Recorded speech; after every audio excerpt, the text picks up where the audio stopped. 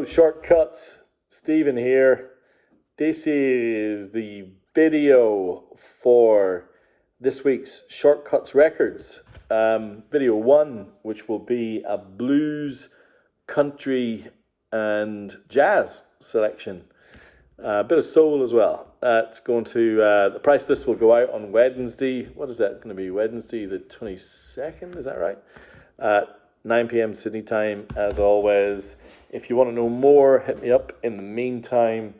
And as always, it's such a challenge trying to decide what record to lead off with. I've actually got two that are not always linked together, but in my mind, there's a common thread. And that common thread is a black man in the late 50s, early 60s, who subverts genres and creates timeless classic music. And I'm actually going to lead off with the least famous of these two records. And purely it's because this one is incredible. I got this from a box about 2 years ago, and I've never seen it since. And I was cock-a-hoot when it appeared earlier this week. And I knew it would be my lead-off record. And it is this.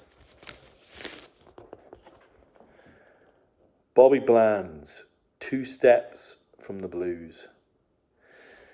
This record was recorded in fits and starts from 56 till about 1960, and I think from memory it was released in 1961. I think Bobby Bland is one of the greatest blues singers that ever lived. But when you listen to this record, you don't just hear the blues. You hear, obviously the blues, but you hear soul, but you also hear 50s rockabilly. He blends these genres into this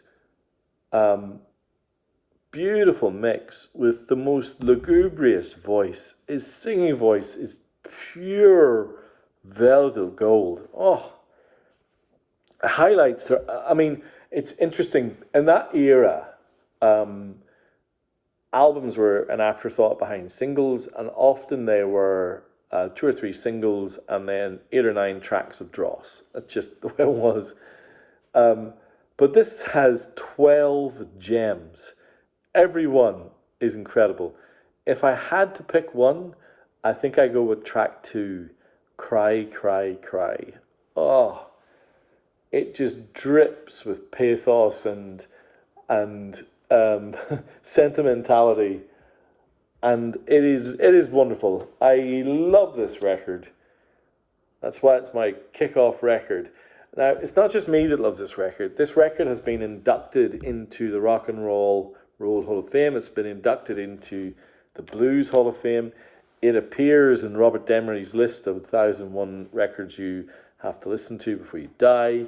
It appears in Rolling Stone's top 500 albums of all time. On all of their editions of that list, it has been on there around about the 200 mark. Typically alongside David Bowie, believe it or believe it not, but this album is magnificent. And so what goes along with this? Well, there is an album in the canon which absolutely eclipses 2 Steps from the Blues in terms of its impact and its fame. Whilst I prefer 2 Steps from the Blues, it's not that I don't love this record. Modern Sounds in Country and Western Music by Ray Charles. So this came out maybe a year or two after this. This is Bye Bye Love, You Don't Know Me, I Love You So Much It Hurts, Born to Lose, Careless Love, I Can't Stop Loving You. It's obviously got that country, those songs of yearning and desire in this in these perfect little pristine packages, even though often they're subversive and a bit weird.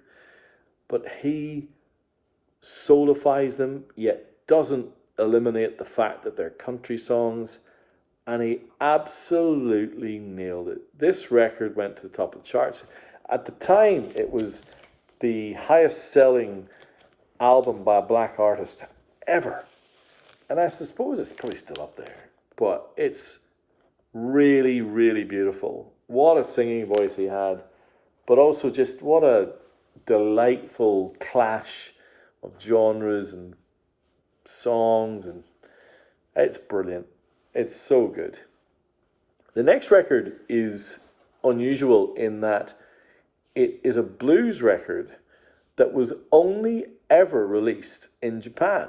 It's never been released on vinyl anywhere else. I believe there was I was doing the research earlier, and there was a CD released in the 90s that eliminated, it was a single CD and it eliminated 4 or 5 of the tracks, which is a real shame. But this record, again, it's one that I've had on my own shelf for I don't know how long. In fact, I think I got 2 copies on my own shelf. But this is unusual, but also unusual in that it's a blues album that never had a broad release, but is absolutely superb.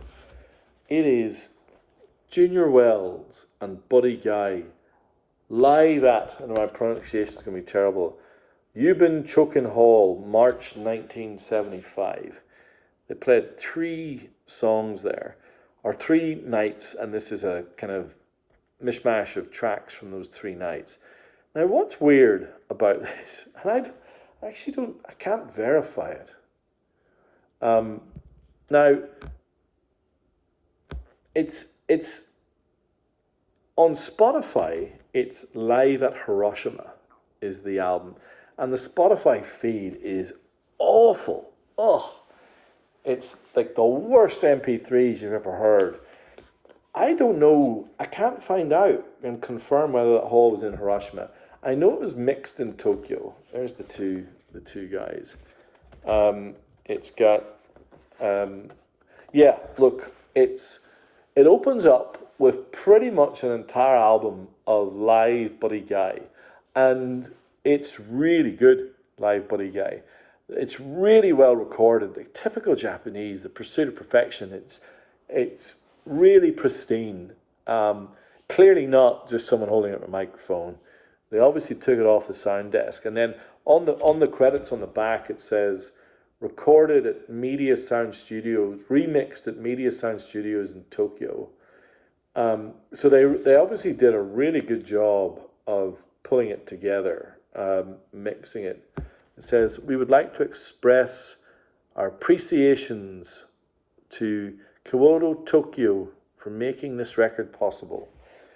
So after a while, Buddy disappears and Junior Wells comes out and plays a solo section that's predominantly kind of acoustic with him and his harmonica. And then for the last 7 or 8 tracks, it's the 2 of them together. Oh my God. It's so good.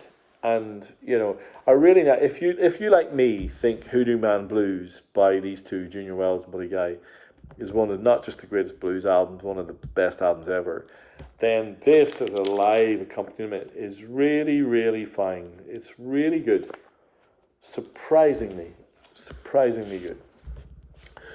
All right. Well, I made a new batch of t-shirts recently, so this is one of them. And I also got made up a really nice Dolly t-shirt. I'm not wearing it tonight, but that's not going to stop me having this. This is the Japanese first press of Dolly's 1978 record, Heartbreaker. Look at that. Now, the sleeve has got all of these, almost kind of a little bit like Lover, the Taylor Swift sleeve. I wonder if there was an inspiration. But there's also got this incredible Dolly gatefold in the middle. Look at that. Isn't that spectacular? Now, the record itself is more of the kind of 9 to 5 country pop than the, Tennessee Home or kind of almost kind of bluegrass of Jolene. But it's Dolly. It's great. I love Dolly. I've got a couple more interesting blues records before I delve into some jazz. So I'm actually going to show you, as is always, anytime I see the Pink Probe label, I get excited.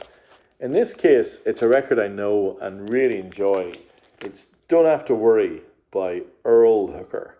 Earl Hooker was John Lee Hooker's cousin. Earl plays slide guitar.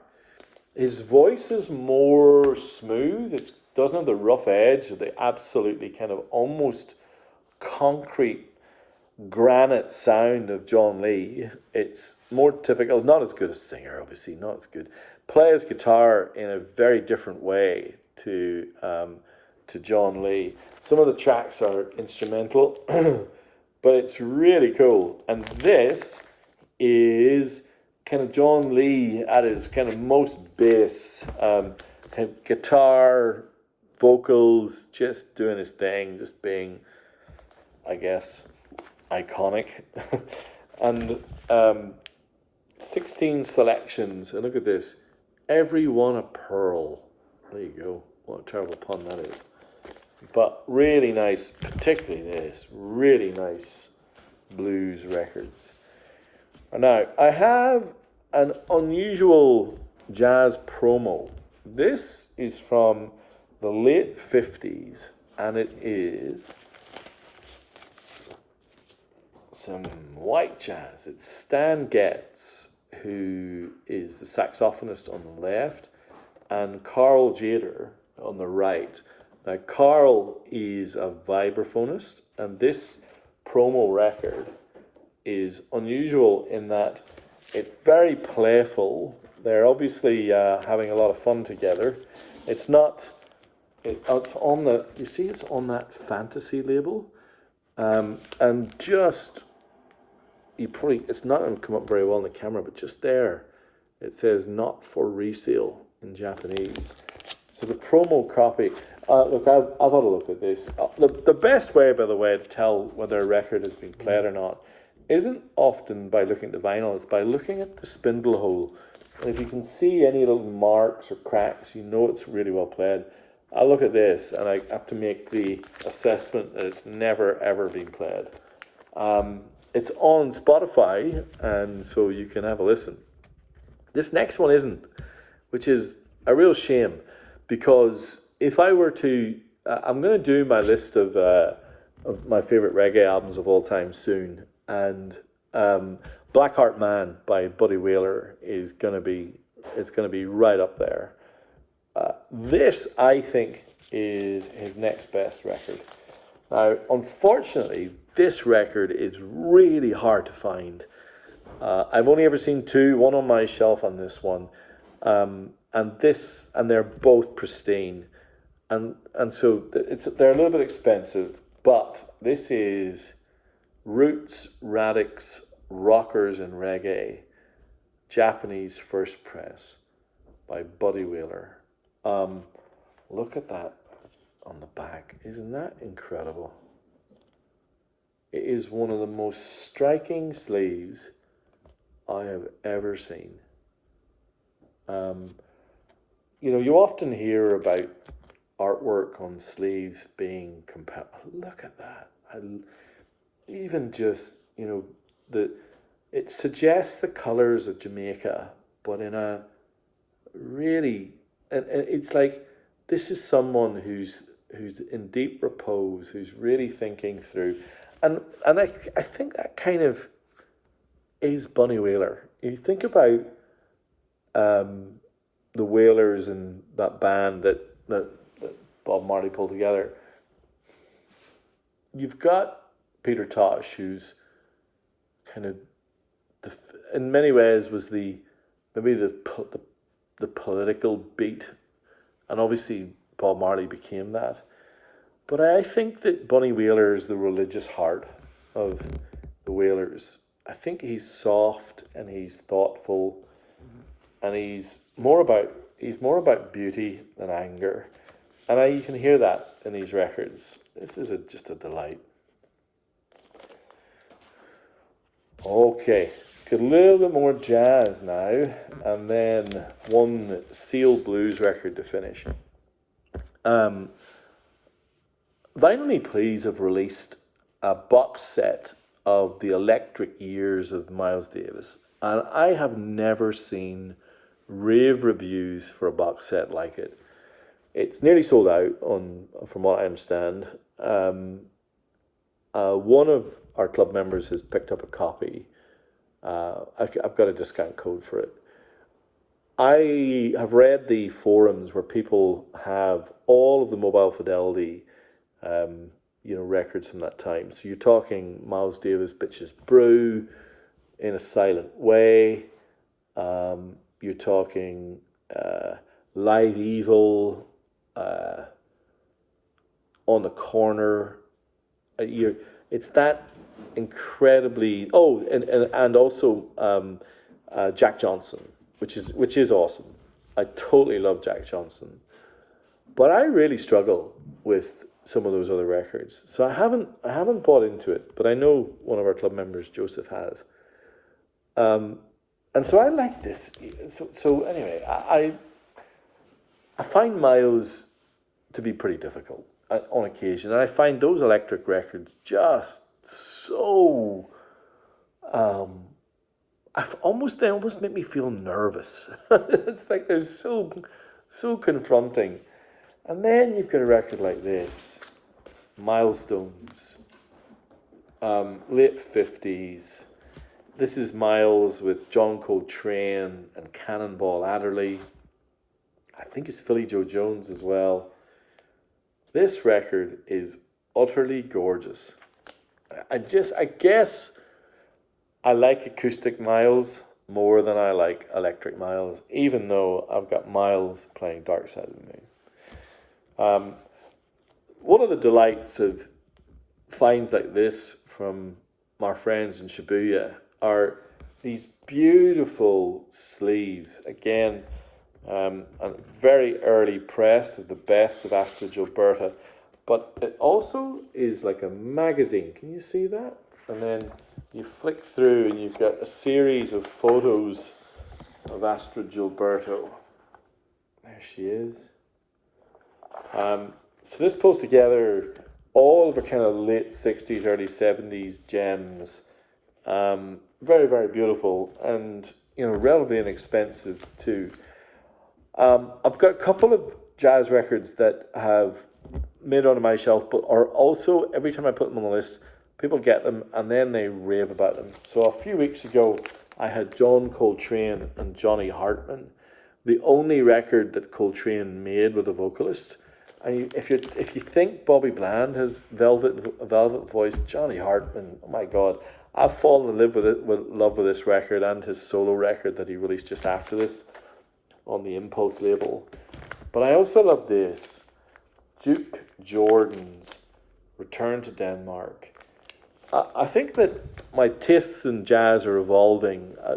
I'll always love breathy saxophone and guitar, but piano jazz is becoming more and more my thing. Duke Pearson and Duke Jordan, and oh man, I think this is really, really cool.